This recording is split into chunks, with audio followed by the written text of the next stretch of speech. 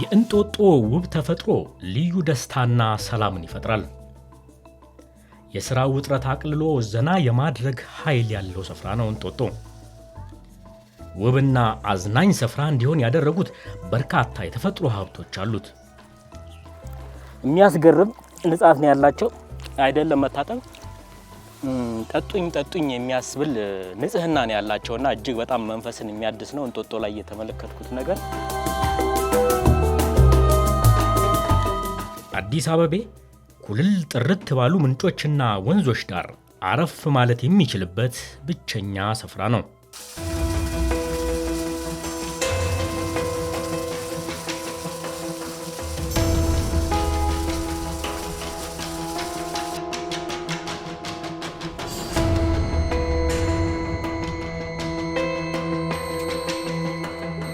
አዲስ አበባ እምብርት ላይ ግን የአረንጓዴ ልምላሜን እየተመለከቱ የአዋፍትንና ውሃን ህብረ ዝማሬ ያደመጡ ለመመሰጥም ሆነ ለመዝናናት የሚያስችሉ ስፍራዎች እንደ ልብ የሚገኝበት አይደለችም።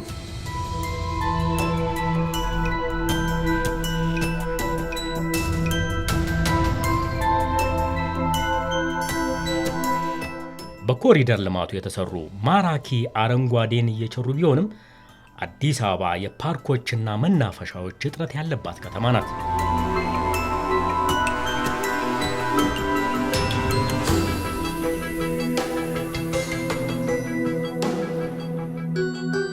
እንጦጦ ላይ ንጹህ ሆነው ያየዋቸው ወንዞችም ከተማዋ እምብርት እንኳን ሳይደርሱ ተበክለው ወደ አስጸያፊ ስፍራነት ተለውጠዋል።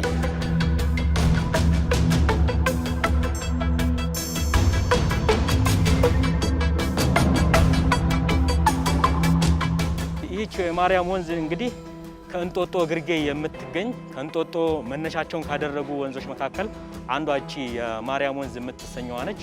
እዛ እንጦጦ ላይ የተመለከትኳት ንጹህ ጥርት ያለ የወንዝ ውሃ አይደለም እዚህ ያለው። አካባቢው ላይ ያለው ሽታ እጅግ የሚያስጠጋ አይደለም። ከሰፈሮች ውስጥ የሚወጣ የፍሳሽ ቆሻሻ ነው። እጅግ ጠረኑ በጣም የሚያስጠጋ አይደለም። በጣም የሚሰነፍጥ ሽታ ያለው ነው። ለጤና አደገኛ ነው። ጊዜ ያለፈባቸው ወይም ጠቀሜታቸው ያለፈባቸው ኬሚካሎችና መድኃኒቶች ጭምር እዚህ እየተመለከትኩን ያለሁት። አብዛኞቹ የአዲስ አበባ ወንዞች ተበክለው ከመሳብ ይልቅ የሚሸሿቸው ከማዝናናት ይልቅ ለጉዳት የሚዳርጉ ሆነዋል። ይሄ ወንዝ አባ ንጉሴ የሚባል ወንዝ ነበር። እንደዚህ ሆኖ አታዩም።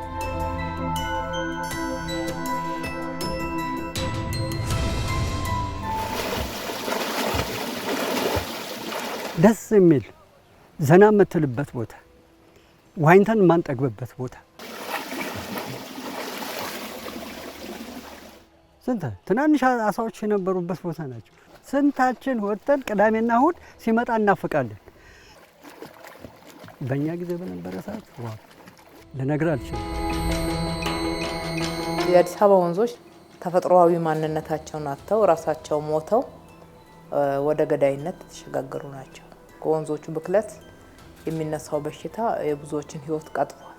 ትልልቅ የመንግስት ተቋማት፣ የግለሰብ ተቋማት፣ ሆስፒታሎች፣ ኢንዱስትሪዎች እና ግለሰቦችም ጭምር እንዳልኩ ሙሉ በሙሉ ወንዞችን ለቆሻሻ ማስወገጃነት የሚጠቀሙበት ሁኔታ ነበር የነበረው። እኛ ቤት የዘመዶች ልብስ ራሱ ይዘን ሄደን እዛ አጥበን አድርቀን እኛም ታጥበን እኛ እስክንተጣጠብ ደርቆ ቤት ይዘን የምንሄድበት ጊዜ ነበረ። ግን የኛ የራሳችን ስህተት ስለሆነ የራሳችንን ያጠፋ ነው፣ አበላሸ ነው፣ ውበቱን አጥፍተ ነው። ምናልባት ነገ የሚሆነውን አላውቅም እንጂ ባለው ሁኔታ አሁን እውነቴን በጣም እያዘንኩ ነው። በጣም የሚያስቆጭ ነው። በጣም ያሳዝናል።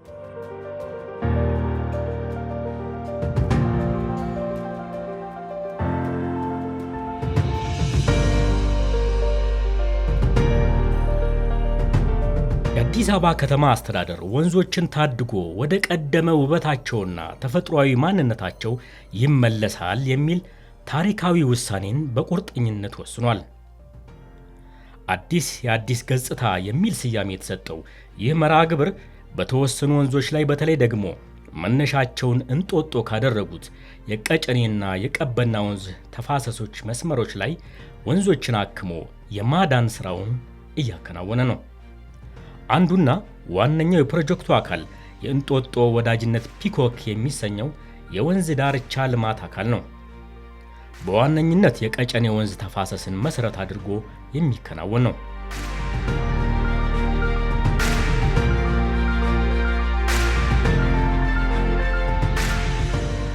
የቀጨኔ ወንዝ መነሻውን ከእንጦጦ በማድረግ ወደ አፍንጮ በር ይዘልቅና 4 ኪሎና ፒያሳን አቋርጦ በማለፍ በጊዮን በኩል ወደ ኡራኤል ካቀና በኋላ ፒኮክ መናፈሻ ይዘልቃል። በ21.5 ኪሎ ሜትር ርዝመት በ862 ሄክታር መሬት ላይ የሚከናወን ግዙፍ ፕሮጀክት ነው።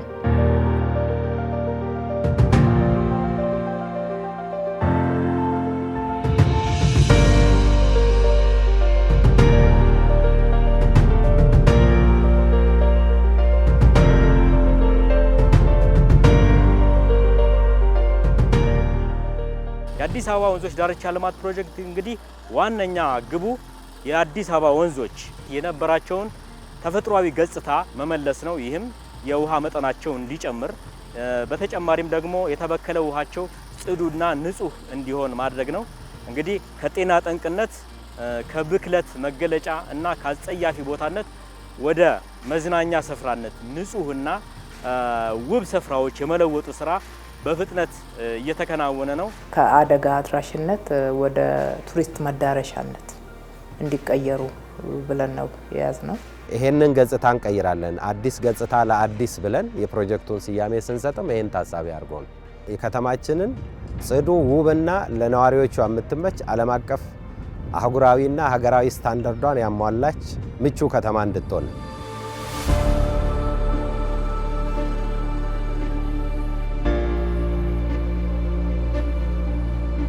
ልማቱ የሚከናወንበት ቦታ ገደላማ መሆኑ ግንባታዎችን ውስብስብና ከባድ ያደርጋቸዋል። የወንዝን ተፈጥሯዊ ማንነት የመመለስ ሥራ በአይነቱ አዲስ በመሆኑ ሀገር ውስጥም ሆነ ከባህር ማዶ ያለው ልምድ አነስተኛ ከመሆኑ ጋር በተያያዘ ሊገጥም የሚችለው የሰው ኃይል እጥረትም ብርቱ እንቅፋት ሊሆን ይችላል። በ862 ሄክታር ላይ የሚከናወን በርካታ ፈርጀ ብዙ ግንባታዎችን ያካተተ በመሆኑ የሚጠይቀው ወጪም የላቀ ነው። የአዲስ አበባ ከተማ አስተዳደር ግን ፈተናዎቹ አላስቆሙትም፣ በዓላማው ገፍቶበታል።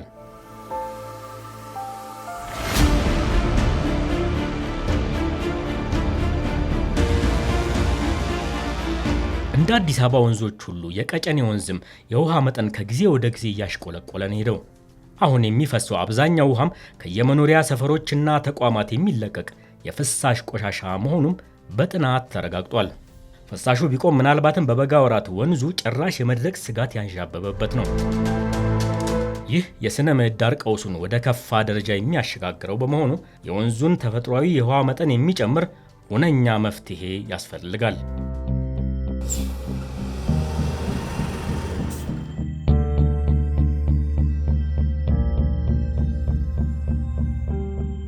የወንዙን ተፈጥሯዊ የውሃ መጠን ቀድሞ ወደ ነበረበት ከፍ ያለ መጠን መመለስ የሚያስችል መፍትሄ በእነዚህ ከኮንሶ ምድር ከፈለቁ ኢትዮጵያውያን ዘንድ ነው የተገኘው።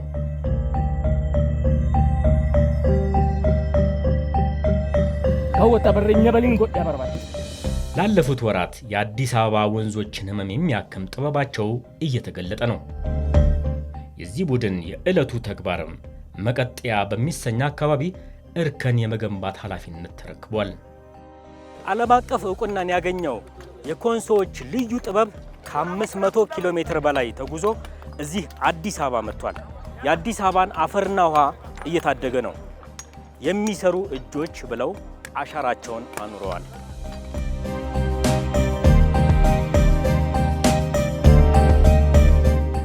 የኮንሶ ሕዝብ ያረፈበት መሬት በአብዛኛው ዳገትና ወጣ ገባ ስለሆነ እዛ ቦታ ላይ አርሶ አደሩ የራሱን ህይወት ለመቆየት ምንድነው የሚሰራው? እርከን ነው የሚሰራው እና ህዝቡ እየኖረ ያለው በዚህ በእርከን ስራ ነው። እርከኑ ነው አፈሩን ሊያቆይለት የቻለው።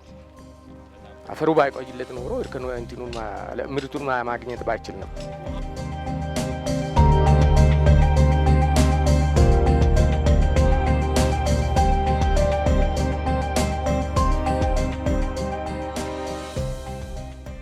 አሁን እዚህ ጋር እርከኑን ሲንሰራ መጀመሪያ የትኛው ድንጋይ ከየትኛው ድንጋይ ጋር ይሄዳል የሚለው ነው መጀመሪያ ተመርጦ የሚቀመጠውና ያም ድንጋይ ደግሞ ከተቀመጠ በኋላ በደንብ ይጠቀጠቃል ዳር ጎንና ጎን። ከዛ በኋላ ምንም አይሆንም። እንኳን እኛ አካባቢ የኛ አያቶች ሰርተው ያኖሩት ድንጋይ ያኔ ያካቡት ድንጋይ እስከ ዛሬ ድረስ አለ። ማያዣ ምንም የምንጠቀመው ነገር የለም። አፈሩን ብቻ ነው እንጂ ሌላ ሲሚንቶ ሌላ ምንም የሚገባ ነገር የለም። ከዚህ በፊት አፈሩን ይዞ ይሄድ የነበረው አፈሩን እዛው ላይ ያስቀርና እዚህ ላይ ውሃው ብቻ ወደ ውስጥ ሰርጎ በታች በኩል እንዲወጣ የሚያደርግበት ሁኔታ ነው የሚፈጠረው።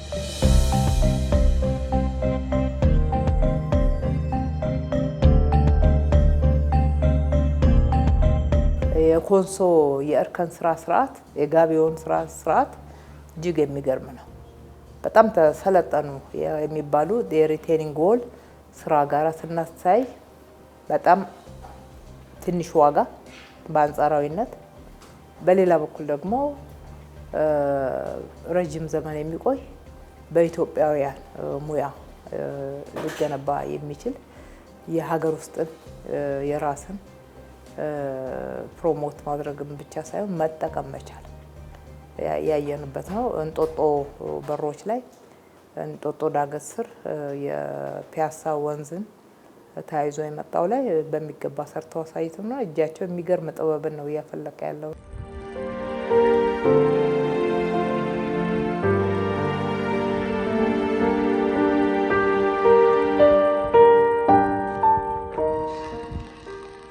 የተፋሰስ ልማቱና ባህር ዛፍን በሌሎች ሀገር በቀል የዛፍ አይነቶች ከመተካት ስራዎች ጋር ተዳምሮ ጊዜ ይውሰድ እንጂ የቀጨኔ ወንዝ የውሃ መጠን እንዲጨምር የማድረግ አቅም ያላቸው መፍትሄዎች ናቸው። ሆኖም ወደ ወንዙ የሚገባውን ከፍተኛ መጠን ያለው የፍሳሽ ቆሻሻ በዘላቂነት ማስቆም ካልተቻለ የወንዙ ህልውና መልሶ አደጋ ውስጥ መውደቁ አይቀሬ ነው። እናም ከየሰፈሩና ከተቋማት የሚወጣውን በካይ ቆሻሻ በቀጥታ ወደ ወንዙ እንዳይገባ የሚያስችል የፍሳሽ ማስወገጃ መስመር ዝርጋታ እየተከናወነ ነው። ስዌሬጅ ላይን ገንብተንም ቢሆን ከተለያዩ ቦታዎች የሚመጡ ስትሪሞች አሉ። እነሱን ስትሪሞች ደግሞ ትሪት አድርገን የፍሳሽ ማጣሪያ ላይ ገብቶ በማሽን ተጣርቶ ወደ ወንዙ እንዲገቡ በማድረግ ነው እየሰራን ያለ ነው። ስለዚህ ለብክለቱ መነሻ የሆኑትን ሁሉ የመዝጋት ስራ እየተሰራ ነው።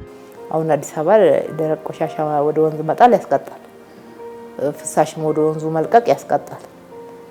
ይሄ ለማህበረሰቡ ሲባል ነው፣ ለከተማችን ጤንነት ሲባል ነው።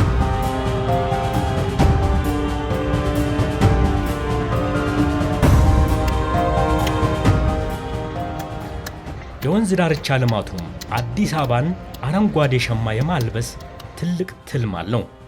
ከሚለማው 862 ሄክታር የወንዞች ዳርቻ መሬት ውስጥ አብዛኛው በሀገር በቀል ዛፎችና ኢኮኖሚያዊ ፋይዳ ባላቸው ለምግብነት የሚውሉ ዛፎች ይሸፈናል።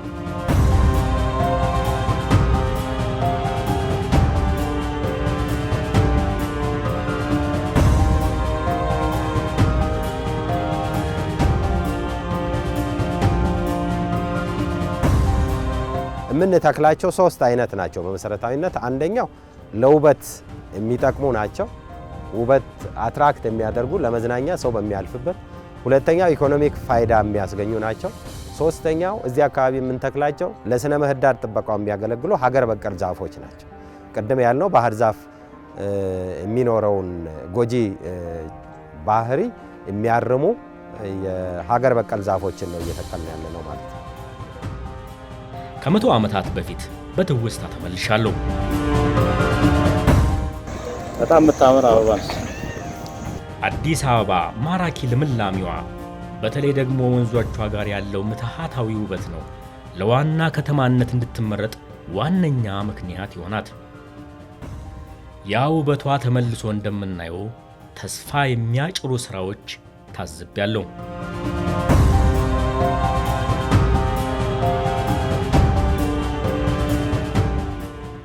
ይህ ቀጨኔ መድኃኔዓለም አካባቢ የተገነባ ያለው ድልድይ ቀጨኔንና ሽሮ ሜዳን የሚያገናኝ አማራጭ መንገድ አካል ነው። መንገዱ የአካባቢው ሕዝብ የዘመናት ጥያቄ ነበር። እንደ ቀጨኔ አካባቢ ሁሉ የወንዙን ፍሰት ተከትሎ ባሉ አካባቢዎች ከሌሎች የከተማዋ ክፍሎች ጋር ያላቸውን ግንኙነት ለማቅለል የሚያስችሉ በርካታ መሰረተ ልማት ዝርጋታዎች እየተከናወኑ ነው።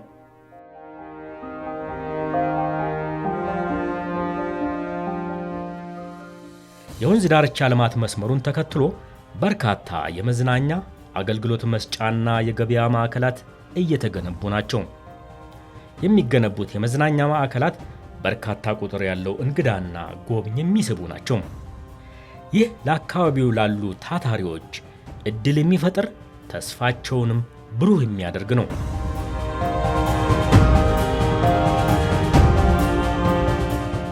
እዚህ አካባቢ በተለይ በጉለሌ ክፍለ ከተማ ውስጥ አብዛኛው ነዋሪ በሸማ ስራ ነው የሚተዳደረው። ሌላው ደግሞ በሸክላ ስራ የሚተዳደር ነው። ለነሱም የሆኑ ሱቆች ዙሪያውን ይሄ ላንድስኬፕ ወይም ደግሞ የመሬቱን አቀማመጥ ከፍታ ተጠቅመን ከላይ አሁን እንደ ቪው ዴክ የሚያገለግልና ለሰው በቀጥታ አክሰስ የሚያደርገው ከስር ግን ሱቆች እየፈጠር ለዜጎች በርካታ አሁን በምንሰራበት ብቻ አይደለም፣ ይሄ ስራ ከተጠናቀቀ በኋላ ይሄ አካባቢ ከፍተኛ የቱሪስት አትራክሽን የሚሆንበት በርካታ ነጋዴዎች እዚህ የምርቶቻቸውን የሚያቀርቡበት በተለይ እዚህ አካባቢ ህዝብ ደግሞ የሱቅ የነዚህ የኮሜርሻል ኤሪያዎች ጥያቄ ስለነበረው አሎንግ ዘ ስትሬች እስከ ተፋሰሱን ተቀጥሎ በስድስቱ ሴግመንቶች አሁን ያለነው ሴግመንት 1 ነው። ከንጦጦ መቀጣያ የሚባለው ቦታ ላይ ነው ያለነው። በሁሉም ላይ ኮሜርሻል ኤሪያዎች አብረው እንዲካተቱ ተደርጓል።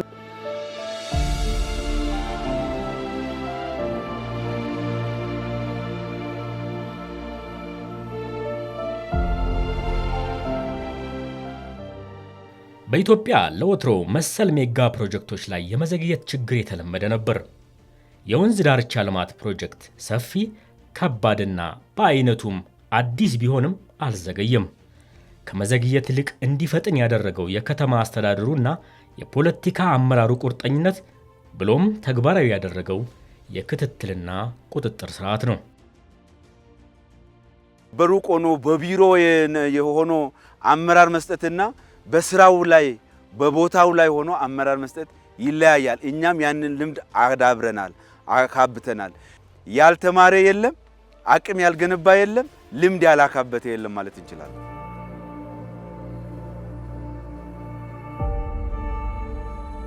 የአዲስ አበባ ከተማ አስተዳደር ፕሮጀክቱ በአጭር ጊዜ በላቀ ጥራት እንዲጠናቀቅ ጥብቅ ውሳኔን ያስተላለፈው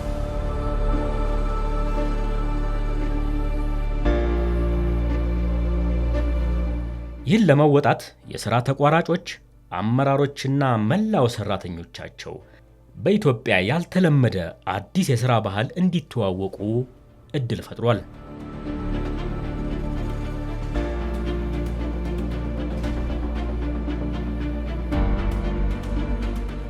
በትንሹ አነሰ ከተባለ ከሌሊቱ 12 ሰዓት እስከ 8 ሰዓት 9 ሰዓት ድረስ ያቺም የረፍት ሰዓት ተብላ እንጂ በተረፈ 24 ሰዓት ነው የምንሰራው። እየተቀያየረ ነው። የስራ ባህሉማ በጣም ይለያል።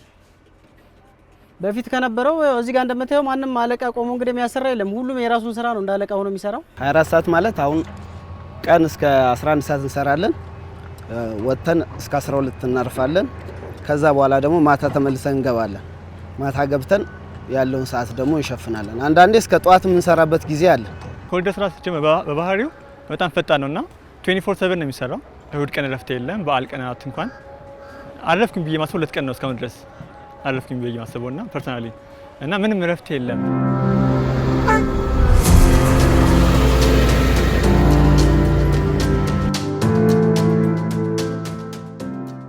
በ21.8 ኪሎ ሜትር በ862 ሄክታር መሬት ላይ የሚካሄድ ሜጋ ፕሮጀክት በፍጥነት ነው እየተከናወነ ያለው። የእንጦጦ ወዳጅነት ፒኮክ የወንዝ ዳርቻ ልማት ስራ አሁናዊ አፈጻጸሙ ከ60 በመቶ በላይ ደርሷል።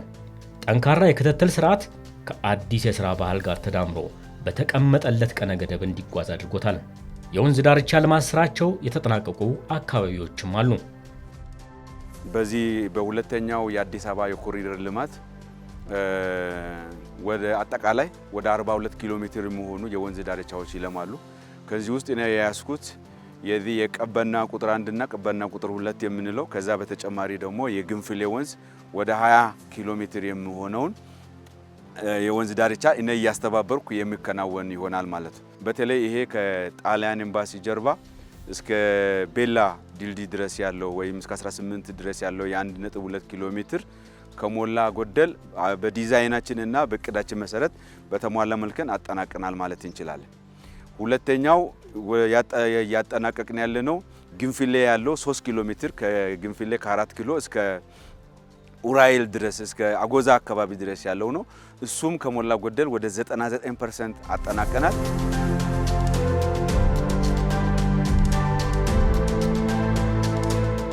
ወንዞችን በማከም ወደ ተፈጥሯዊ ማንነታቸው የመመለስ ሥራ እውን እንደሚሆን አመላካች ውጤቶችም ከወዲሁ ታይተዋል። አንዳንዱ ቦታ ገና አመት ሳይሞላ የቀድሞ የጠፋ ውሃ ብቅ ማለት ጀምሯል። ከአምና ጀምሮ አረንጓዴ መትከል የጀመርንባቸው ቦታዎች ውሃው አካባቢው ማራስ ጀምሯል። የተፈጥሮ ማለት ነው። ይመጣል ብለን እንጠብቃለን። ግድብም እየሰራንላቸው ነው።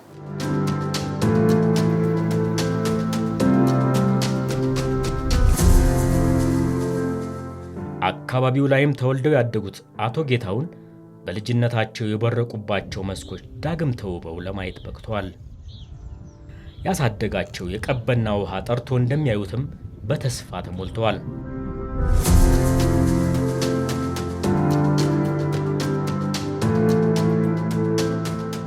ጫካ ነበር። በጫካ ውስጥ ደግሞ ታውቃለህ ብዙ ነገሮች ይሰሩ ነበር። አሁን ግን እንዲህ ሆነው ውብ አድርገህ ስታየው ተስፋ የሚያንጨለጭል ተስፋ ስላለ ጊዜና ሰዓት ይስጠኝ ዘመን ይስጠኝ እንጂ አይቼ ዋው የቀደመው ነገር መጣ ብዬ የምልበት ጊዜና ሰዓት ይኖራል ይመጣል ብዬ አስባለሁ።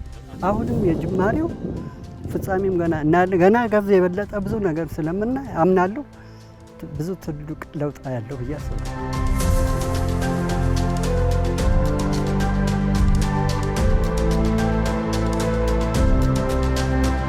አሁን የመጣው ለውጥ እኔ እንጃ ቃላት ያንሰኛል ለመናገርም ማለት ነው። በእውነት ነው የምልህ የበፊቱ ማለት ነው። አሁን ግን እዚህ ጋር መጥተህ ጥሩ አየር ነው የምትተነፍሰው። ጭንቀትህን ታስወግዳለህ፣ ከጓደኞች ጋር ትዝናናለህ።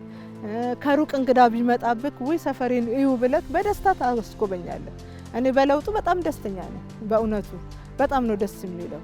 ያ ቆሻሻ የነበረው ወንዙ ራሱ አሁን እንደዚህ ስታየው በጣም ነው የሚያምረው።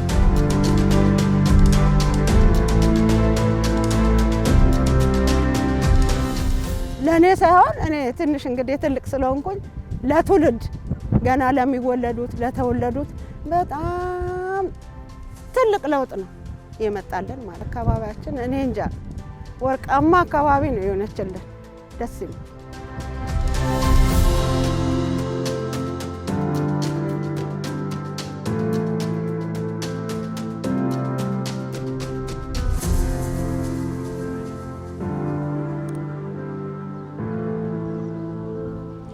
ይህ አካባቢ እኔ ከምኖርበት ፈረንሳይ አካባቢ በ15 ደቂቃ የእግር መንገድ ላይ የሚገኝ አካባቢ ነው። እጅግ ውብ ጸጥ ያለና ንጹህ ቦታ ሆኖ አግኝቼዋለሁ። ለመጀመሪያ ጊዜ ነው ዛሬ የመጣሁት።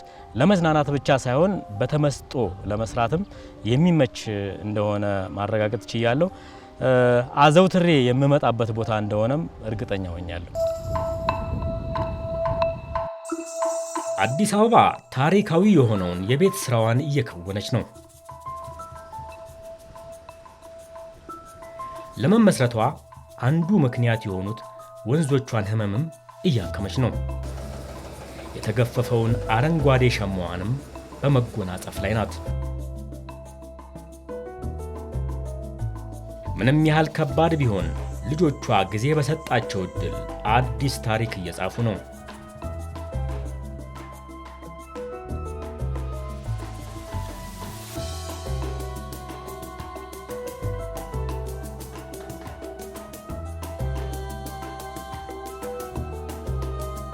ብዙ እንቅልፎች አለ ያጣናቸው፣ ግን ቢያንስ ግን እነዚህ ታሪኮች ግን ታሪክ ነው ያስቀምጥ ነው እያስባለሁ።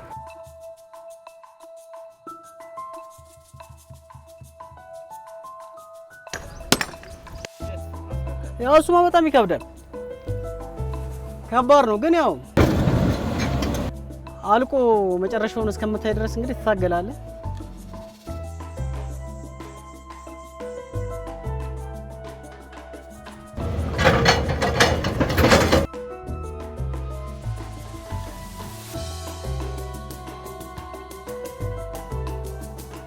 እኔ ልጆች አባት ነኝ። ይሄንን ሰራው ብዬ ለማለፍም አንድ ማወራው ነገር እያስቀመጥኩኝ ነው ብዬ አስባለሁ።